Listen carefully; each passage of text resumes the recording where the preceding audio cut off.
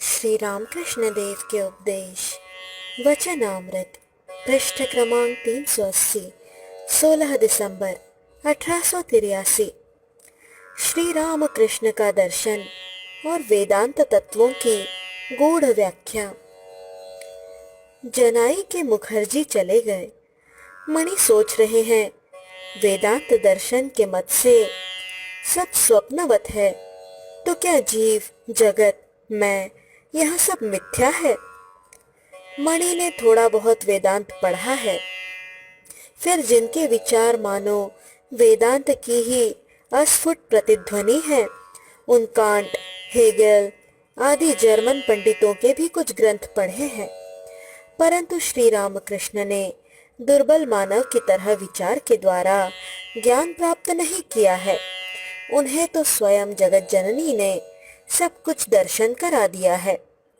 मणि इसी बारे में सोच रहे हैं। कुछ ही देर बाद श्री रामकृष्ण मणि के साथ अकेले पश्चिम वाले गोल बरामदे में बातचीत कर रहे हैं।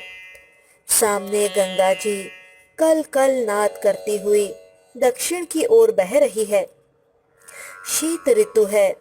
नैऋत्य दिशा में सूर्य नारायण अभी भी दिखाई दे रहे हैं, जिनका जीवन वेदमय है, जिनके श्रीमुख से निकली वाणी वेदांत वाक्य है, जिनके श्रीमुख से स्वयं भगवान ही बोलते हैं, जिनके वचन रूपी अमृत से वेद, वेदांत, श्रीमद् भागवत आदि ग्रंथों का निर्माण हुआ है, वही अहेतुक कृपा सिंधु पुरुष गुरु रूप धारण कर वार्तालाप कर रहे हैं।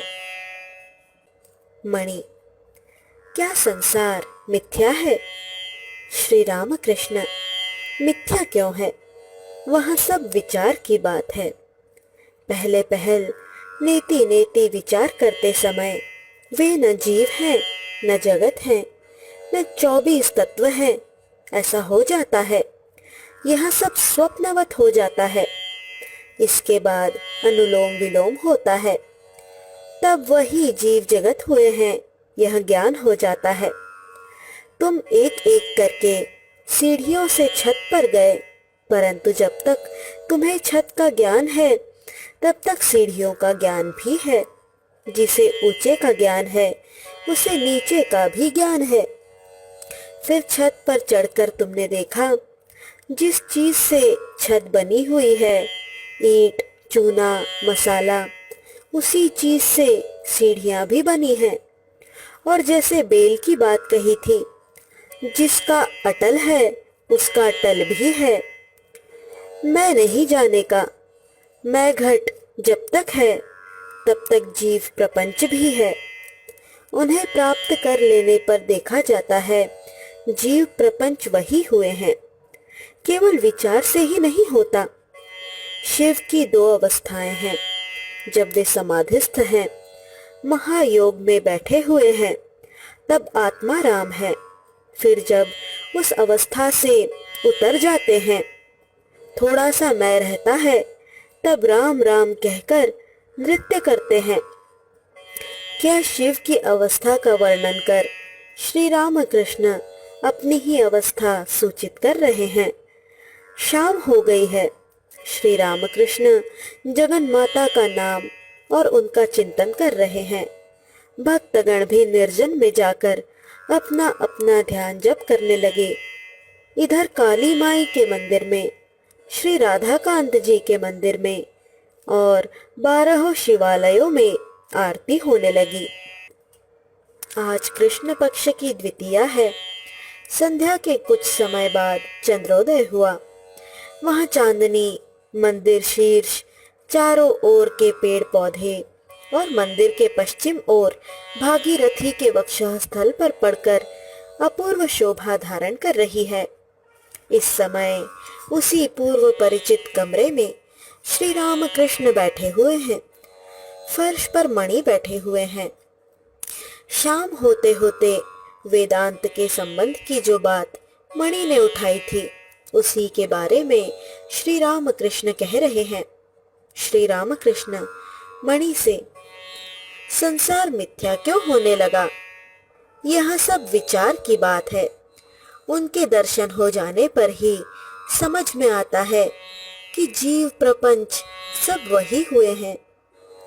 मुझे माँ ने काली मंदिर में दिखाया कि माँ ही सब कुछ हुई है। दिखाया सब चिन्मय है, प्रतिमा चिन्मय है, वेदी चिन्मय है, अर्घ्य पात्र चिन्मय है, चौखट, संगमरमर पत्थर सब कुछ चिन्मय है। मंदिर के भीतर मैंने देखा सब मानो रस से सराबोर है, सच्चिदानंद रस से। काली मंदिर के सामने एक दुष्ट आदमी को देखा, परंतु उसके भीतर भी उनकी शक्ति जाज्वल्यमान देखी। इसीलिए तो मैंने बिल्ली को उनके भोग की पुड़िया खिलाई थी। देखा माँ ही सब कुछ हुई है, बिल्ली भी। तब खजांची ने मथुर बाबू को लिखा कि भट्टाचार्य महाशय भोग की पुड़िया बिल्लियों को खिलाते हैं। मथुर बाबू मेरी अवस्था समझते थे। चिट्ठी के उत्तर में उन्होंने लिखा, वे जो कुछ करें उसमें कुछ बाधा न देना। उन्हें पा जाने पर यह सब ठीक ठीक दिख पड़ता है। वही जीव जगत 2400 तत्व यह सब हुए हैं। परंतु यदि वे मैं को बिल्कुल मिटा दें तब क्या होता है, यह मुंह से नहीं कहा जा सकता। जैसे राम प्रसाद ने कहा है, तब तुम अच्छी हो या मैं अच्छा हूँ यह तुम ही समझोगी। वह अवस्था भी मुझे कभी कभी होती है। विचार करने से एक तरह का दर्शन होता है और जब वे दिखा देते हैं तब एक दूसरे तरह का।